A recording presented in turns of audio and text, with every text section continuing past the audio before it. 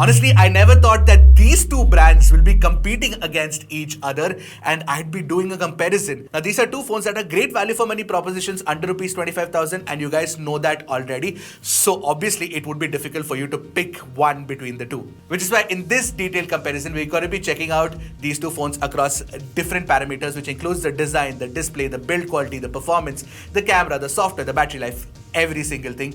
All of your questions will be answered. If you're here for the very first time, I'm Ershad. You're watching Trakin Tech English, your destination for detailed, incisive gadget reviews.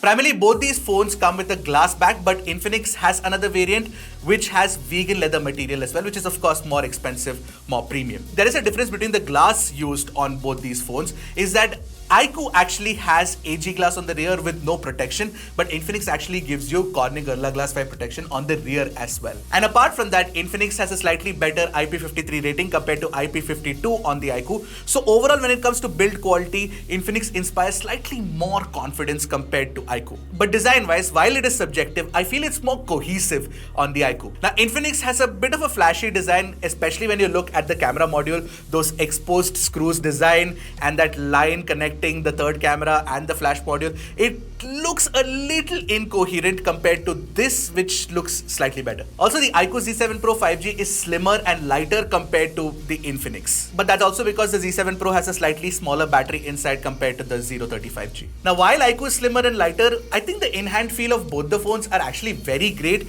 And for big displays that are there on this phone, they're actually very grippy and comfortable to hold and use as well. They don't feel slippery at all. And you might not necessarily have to use the case inside the box if you have a firm grip on the phone. And now talking about the functional aspects with respect to the ports, the buttons, the speakers, you get a Type-C port with 2.0 at the bottom of the iQOO, and you get a single speaker grill, a SIM card tray that supports 2 nano SIM cards. There's no support for an SD card slot and there's no support for a 3.5mm jack either. It is very similar on the Infinix as well. You get a Type-C port at the bottom, dual SIM card support as well, no 3.5mm headphone jack and no support for SD card slot either, but you do get a stereo speaker setup. So overall, when you look at it, iQOO definitely looks good in my subjective opinion, but Infinix has more functional elements and has a slightly better build quality too. Now, display is also very similar on both phones. You get the same sized 6.78-inch curved panel, and both of these are AMOLED panels. But Infinix has a slight bit of an advantage. The refresh rate on the display is 144Hz compared to iQOO, which is 120Hz. Having said that, the brightness levels are higher on iQOO. You get 1300 nits of peak brightness compared to 950 nits of peak local brightness. And it also does help in HDR per se, primarily because iQOO has support for HDR playback on both YouTube and Netflix, whereas Infinix doesn't have support on Netflix, but it does have support on YouTube. But more importantly, what matters is the display calibration, and honestly, whether it's the HDR tuning or the color calibration in natural mode, iQOO does it way better, and iQOO has been doing it well, especially in the natural professional mode. But Infinix's display tuning is not as good as iQOO. Despite the fact that you do get a natural mode, it's not really very natural, and the Delta E is not that good compared to iQOO. Most importantly, because the color temperature veers towards the cooler side. But Infinix definitely has one advantage, and that is the support for 2160Hz PWM dimming. So therefore, if you are somebody who's sensitive to low light flicker on high refresh rate displays, then Infinix would be a better bet for you compared to iQOO. So overall, when you look at the display, iQOO has a better tuned display compared to Infinix, which has a higher refresh rate and better PWM dimming. But Infinix has one huge advantage when you look at the multimedia experience, and that is the fact that it's got a stereo speaker setup with DTS support. While it's not the best stereo speaker or best sounding stereo speaker, it's definitely better than the mono speaker on the iQOO. Take a listen for yourself and let me know what you guys think.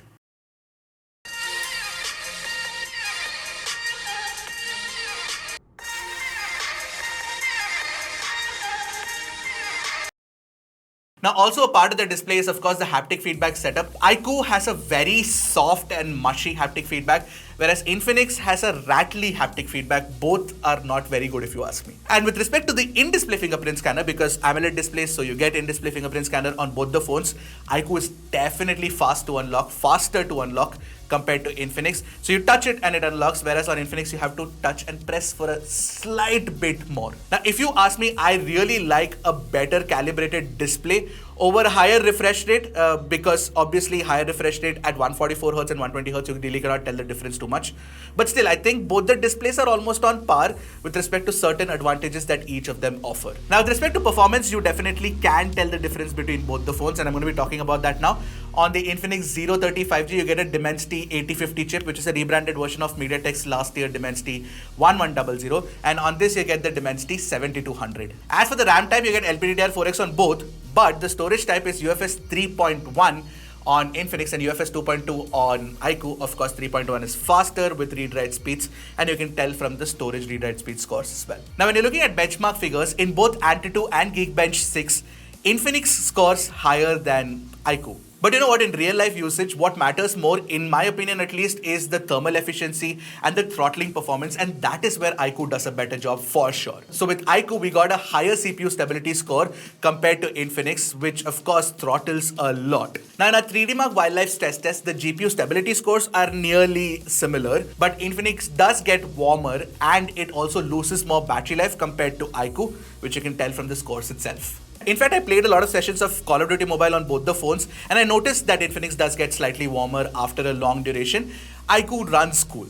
Now, with respect to graphics settings, on BGMI, both can do Smooth Extreme or HDR Ultra. But in Call of Duty Mobile, what I noticed is that iQOO actually offers you 90 FPS gameplay compared to Infinix, which actually does only 60 FPS. It's got a more powerful GPU, but it's still not optimized for 90 FPS gameplay yet on Call of Duty Mobile, which I think could come with an update, but that's the situation for now. And with respect to gaming on iQOO, you do have those extras in terms of that instant touch sampling rate of 1200 Hz. And apart from that, you also have those motion controls as well.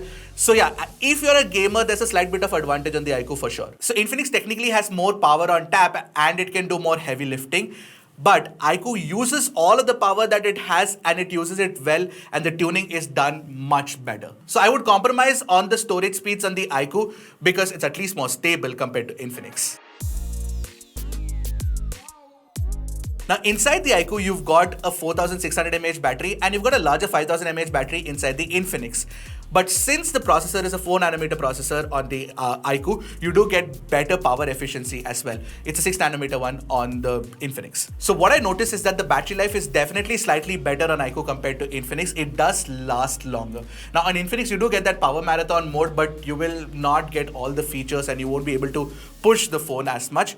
On iQOO, even with the balanced mode, even if you're not using the turbo mode, the battery life is very, very good. It can last you slightly longer. It can at least last you a day with 20% in the bank, and this would have like about 10% left. Now, charging speeds are very similar on both the phones. You get a 66 watt charger inside the box of the iQOO and 68 watt inside the box of the Infinix.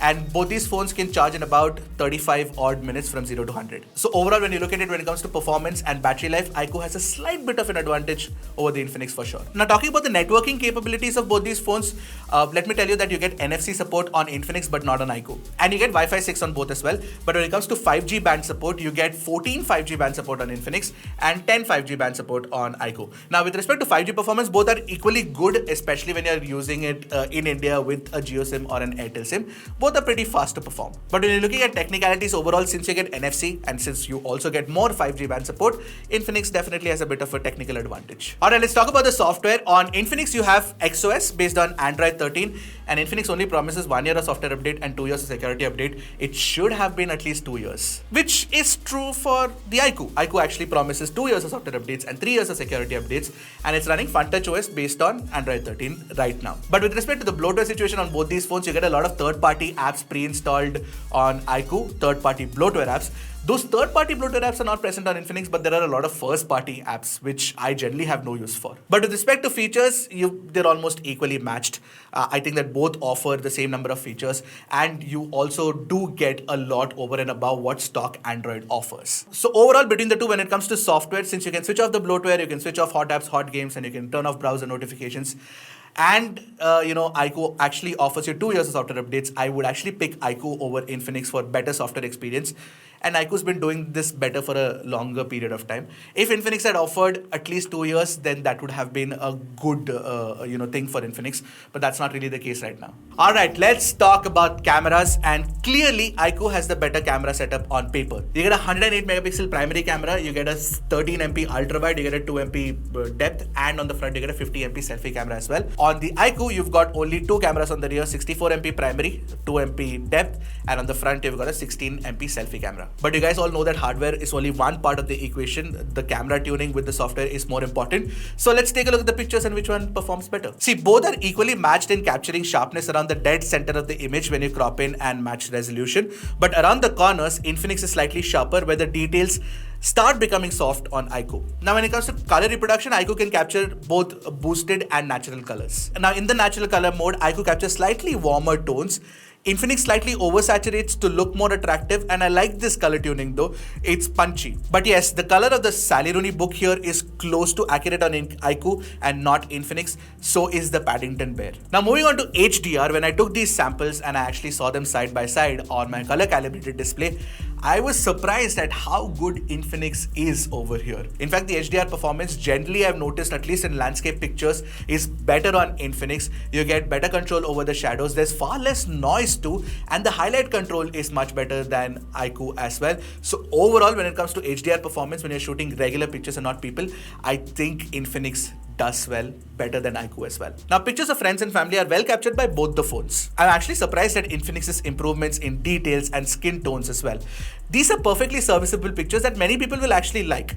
But in comparison, iQOO's skin tones, shot using the natural mode, are very close to neutral, and even the color of the shirt is more accurate. However, when you're shooting pictures of people against the light, I like the HDR correction on both the pictures here, but iQOO does slightly better to bring out the details in the shadow region especially, and adds a little more vibrancy to the whole image. Now, I would have ideally toned down the level of HDR correction that iQOO has done, but it does look attractive, no doubt. However, when it's shooting portrait, it is clearly iQOO for the win here. Infinix is not bad, but iQOO is just way better overall. The depth effect is far more naturally tuned, and the edge cutout is slightly better too. On the Infinix, when you look at it closely, it feels like the subject has been separated from the background using a software tool like Photoshop, whereas on iQOO, it does feel more natural, more closer to what you will get with a bigger camera. Now, moving on to low light pictures, easily I preferred iQOO for low light, and it is definitely better too. Now, in this picture, you can see that it pulls in more light, it has more details in the shadow portion of the image, and in general, it's sharper too. Infinix's images are too soft, especially around the corners. Now, in this image where it wasn't too dark, the HDR performance is better on iQOO once again. I mean, just look at the correct exposure of the shop sign. Infinix definitely missed a trick out here, especially with respect to low light performance. That's one area where the brand needs to improve the tuning. That said, Infinix does offer you a better trade-off with an extra ultra-wide angle camera. Now, this ultra-wide angle camera performs well in daylight and has good HDR performance as well. The color sense consistency could have been better for sure, and the low-light ultra-wide angle pictures don't look as good as the primary, but they're serviceable. Alright, moving on to selfies, the skin tones are definitely more accurate on the iQOO compared to Infinix. But iQOO, in a bit to get the skin tones right, has a bit of a green cast on the background of the image, which looks kind of odd. And the details are much higher on the 50 MP selfie shooter of the Infinix. Now, when it comes to portrait selfies, both are good, nothing separating the two really. I would pick either one of the two depending on what's my personal choice. Now, when you're shooting HDR selfies, the Infinix does it better. It not only gets the dynamic range corrections perfectly, it also has a natural bokeh drop off because of the large sensor, and I really like that. But again, when it comes to low light selfies, you can see how iQOO's night mode algorithm does a far better job. Now, let's talk about the video recording, and Infinix has been shouting from the rooftops about the fact that this phone can shoot 4K 60 FPS video from the rear camera and the front camera as well. It's calling it a vlogging camera. But honestly, when you're shooting 4K videos, whether it is 30 FPS or 60 FPS, you do not get electronic image stabilization, which is vital because OIS alone will not help stabilize footage well when recording videos especially. On the iQOO, you only get up to 4K 30 FPS video recording, but you get OIS plus EIS with it. And if you actually want EIS on Infinix, you will have to drop the resolution to 1080p. So stabilized footage at 4K 30 FPS on iQOO has higher level of details, better HDR, and superb sound recording with great environmental noise cancellation. You do get stabilization at 4K 60 FPS also. You do not get stabilization on the Infinix. You do get stabilization at 4K 60 FPS also. You do not get stabilization on the Infinix. So I do prefer iQOO for rear camera video recording. I can sacrifice that 60 FPS if it's getting EIS with 4K 30 FPS, and the kind of stabilization is also better compared to Infinix. But hold your horses, Infinix can also shoot 4K 30 FPS video with the ultra wide angle camera. iQOO doesn't even have an ultra wide. Again, what Infinix does is it gives you a lot of variety and options. Now when you're looking at 4K 60 FPS video recording from the front, again, it's not stabilized. So really not useful, because even if you shoot 4K 30 FPS from the front camera, it's not stabilized. If you want stabilization, you will have to drop down to 1080p 30 FPS. In that scenario, I feel the iQOO is slightly better with respect to the correct skin tones being captured, slightly better stabilization, and of course cleaner sound recording with more of the environmental sounds being cut out. Okay, now I'm recording 1080p 30 FPS video on both the phones. Okay, now I'm recording 1080p 30 FPS video on both the phones. Of course, you get. But if you notice one thing, iQOO's footage is slightly more cropped compared to Infinix. So what would you prefer? Would you prefer higher resolution video or better stabilization? I'd love to know that. In the end, if you're a specs nerd and if you want the best specs for your money, then go with the Infinix. But note that it doesn't necessarily use all of that hardware really well. For example, you've got the Dimensity 8050, but it throttles. The battery is a 5000 mAh battery, but it doesn't beat the iQOO in terms of battery life. And the camera, you've got so many cameras, but it's got flashes of brilliance. And while the software has been improving, you only get 1 year of software update. Yet, I think that this is definitely one of Infinix's best phone, and I would like to see where Infinix is going next with the Zero series. iQOO, on the other hand, is a well-balanced device, especially with respect to camera performance. It's got the mature algorithm, you've got 2 years of software updates, the battery life has been tuned well, the performance with the Dimensity 7200 doesn't throttle, and the power efficiency is good too. But to achieve this, iQOO had to make a few sacrifices with respect to the hardware. For example, there's no stereo speaker setup, and of course there's no ultra-wide either. This actually reminds me of Virat Kohli, because he had to let go of his captaincy to improve his batting performance, remember? And it's no coincidence that Virat was actually the brand ambassador for iQOO at one point. Between the two phones, I would pick the iQOO, but you wouldn't be entirely wrong to pick the Infinix either, and I'm sure that the next version will be even better. So which one would you pick? Let me know in the comments below, and I'll see you guys in the next one. Until then, keep tracking and stay safe.